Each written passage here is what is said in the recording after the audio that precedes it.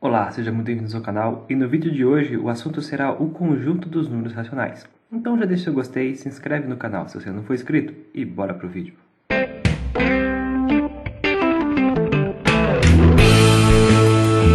E vamos começar vendo aqui o conjunto dos números racionais, representado aqui pela letra Q. E o conjunto dos números racionais, ele surge na necessidade de representar o resultado de contas como essa daqui. Por exemplo, 1 dividido por 4. 1 dividido por 4, se a gente fizer isso aqui, o resultado vai ser aqui, a fração 1/4, ou ainda o número decimal aqui, 0,25, tá bem? E nos números inteiros e nos números naturais, a gente não consegue representar esse tipo de número aqui.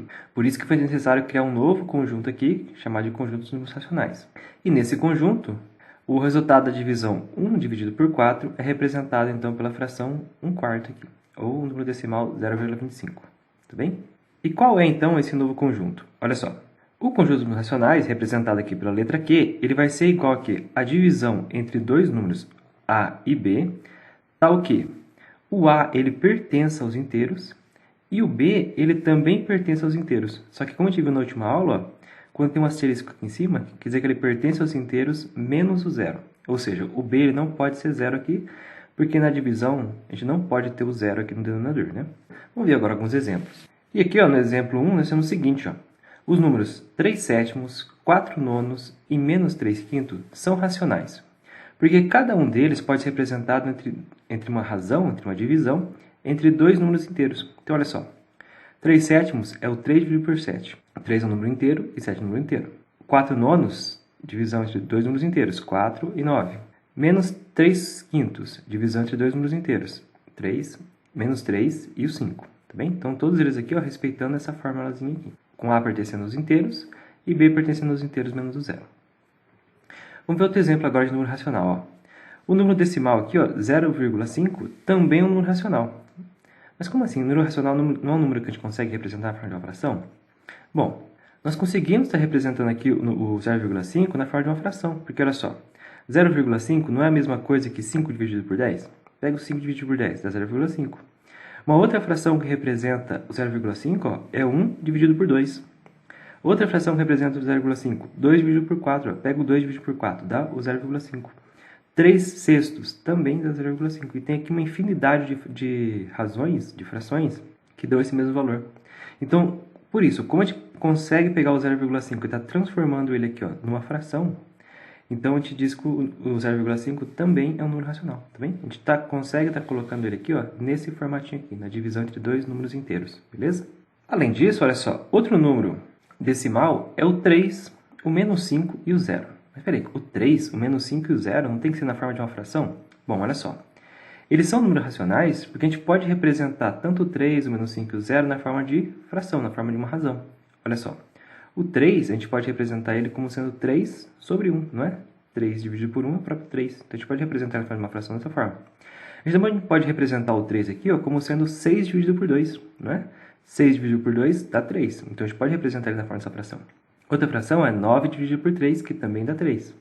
Então, também tem aqui uma infinidade de frações, de razões, que a gente consegue estar representando aqui na forma de 3, só que na forma de uma razão entre dois números inteiros. Repara que todos eles são números inteiros e o embaixo aqui é sempre diferente de zero. Então, por isso a gente pode então dizer que o 3 ele é um número racional. Mesma coisa o menos 5. Menos 5 ele pode estar representando aqui uma infinidade de razões, todas uma divisão entre números inteiros, de forma que o menos 5 também é um número racional. E o zero, mesma coisa. O zero ele é igual a 0 dividido por 1, 0 dividido por 2. Se você colocar 0 dividido por qualquer número, sempre vai dar 0. Então, o zero também pode se representar por infinidade de frações de números inteiros, né? E como o zero também é um número inteiro, então 0 sobre 1, 0 sobre 2, 0 sobre 3. E repara que é o B que não pode ser zero, né? O A não tem nenhuma restrição para ele pode ser qualquer inteiro, inclusive o zero. Então, o zero é sim um número racional, porque ele está aqui em cima, é o A, que é o zero aqui, né? Não é o B. Então, aqui em cima tem tranquilo o seu zero, então 0 dividido por 1 é 0, 0 dividido por 2 é 0, 0 dividido por 3 também é 0 e assim por diante, beleza? Então, esses aqui são exemplos de números racionais. Agora, vamos ver algumas notações especiais para alguns subconjuntos de Q. Então, igual a gente viu lá notações especiais para o conjunto dos inteiros, e se você não viu a última aula, eu recomendo que você clique aqui no card e assista lá também, porque é muito importante. Então a gente vai ver aqui também as notações especiais para os subconjuntos dos racionais. E vamos ver aqui, ó. Quando a gente tem aqui o que com um asterisco, esse é o conjunto dos números racionais não nulos, ou seja, colocou asterisco, quer dizer que é os números racionais sem o zero. Então não vai entrar o zero aqui. O que com um maisinho aqui embaixo é o conjunto dos números racionais não negativos, ou seja, não vai entrar os números negativos, mas o zero entra. Então o que com maisinho vai ser o zero e os racionais positivos. Agora quando a gente tem aqui, ó, o conjunto dos números racionais com o maisinho e o asterisco, isso quer dizer, ó, que é o conjunto dos números racionais positivos apenas. Aqui, ó, não vai entrar os números negativos e não vai entrar o zero, porque tem um asterisco, tá? Vai ser só os números racionais positivos. Uma outra notação, ó, é o que com um menuzinho embaixo, que é o conjunto dos números racionais não positivos. Então aqui não vai entrar os números positivos, mas como não tem um asterisco, vai entrar o zero. Então o que com menuzinho vai ser o conjunto com os números negativos e o zero, tá? Não vai entrar os números positivos aqui. Agora o que com o asterisco e o menuzinho é apenas o conjunto dos números racionais negativos. Então aqui, ó, não vai entrar o zero, porque tem um asterisco, e não vai entrar os números positivos. Vai somente entrar os números negativos. Beleza? Agora vamos ver as propriedades dos números racionais. A propriedade 1 diz o seguinte, ó, a soma de dois números racionais quaisquer sempre será um racional. Então pega dois números racionais quaisquer. Soma os dois, o resultado sempre será um racional. Propriedade 2, ó, a diferença de dois números racionais quaisquer sempre será um racional também. Então, a subtração. Pega qualquer número racional, subtrai os dois, sempre o resultado será também um número racional.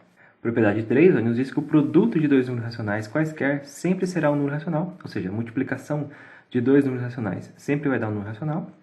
E o quociente de dois números racionais quaisquer, sempre sendo o divisor diferente de zero, é um número racional. Então, agora, a divisão de dois números racionais, sendo aqui a única restrição que o b não pode ser zero, então a divisão sempre será também um número racional. Bom, e montando aqui no diagrama, ó, nós temos o seguinte, então. Nós temos que o número inteiro aqui, ó, por exemplo, menos 5, que a gente viu, a gente pode estar representando ele de uma forma de uma fração, que é simplesmente divide ele por 1. Menos 5 dividido por 1 é a mesma coisa que menos 5. Então, a gente pode representar na forma de uma fração. Isso quer dizer que os números inteiros, eles são racionais. A mesma coisa são os números naturais, ó. Todo número natural é um número inteiro. Então, por exemplo, aqui, o 5 positivo é um número natural. Pertence aos naturais e também pertence aos inteiros. A gente também pode estar representando ele na forma de uma razão, né? Só dividir ele por 1 também. Dessa forma, então, nós temos, então, que, como os números naturais podem ser representados na forma de uma fração, eles estão contidos nos racionais.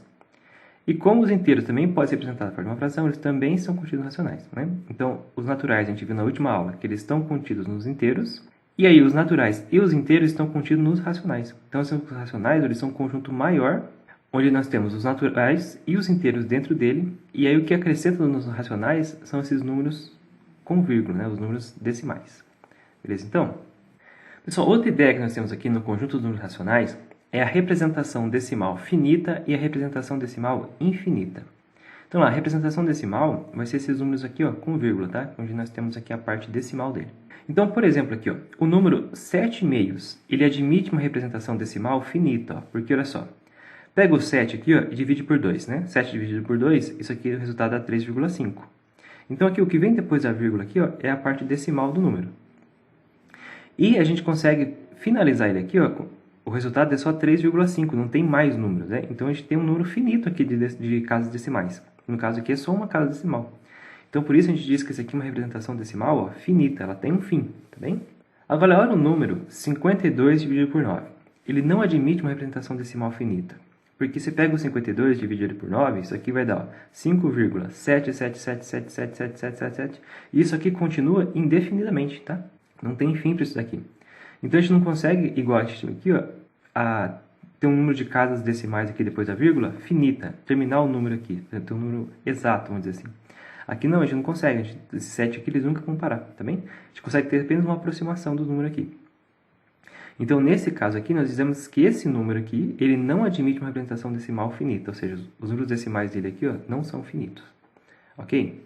Na representação decimal finita, então, se na sua forma decimal, um número x ele pode ser representado por um número finito de casas decimais, nós dizemos que x é um número com representação decimal finita ou representação decimal, pessoal, exata, tá?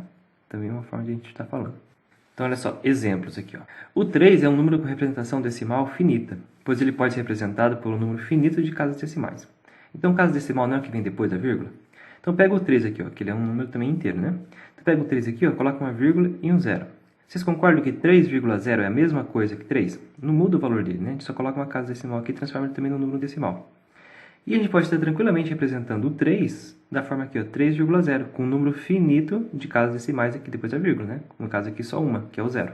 Então, por isso aqui a gente diz que o 3 ele é um número com representação decimal finita também, ou ele é um número decimal exato, tá bem? Outro exemplo, ó. Aqui no B nós temos o seguinte, ó, 3,4502. É um número com representação decimal finita, né? Exata. Ele acaba aqui no 2, não tem mais número decimal. Então, no caso aqui, ó, ele tem 1, 2, 3, 4 números decimais. Então, esse aqui também é um exemplo de um número com representação decimal finita. Agora, ó, 7 milésimos também é um número com representação decimal finita.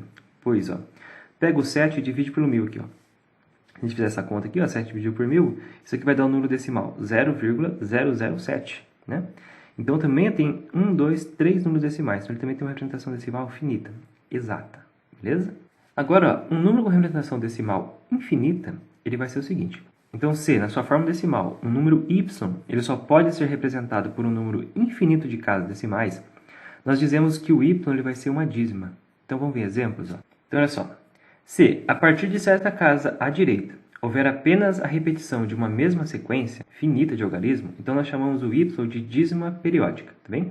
Então nós vimos que se um número tem um número de casas infinitas depois da vírgula, né, um número de casas decimais, ele é uma dízima.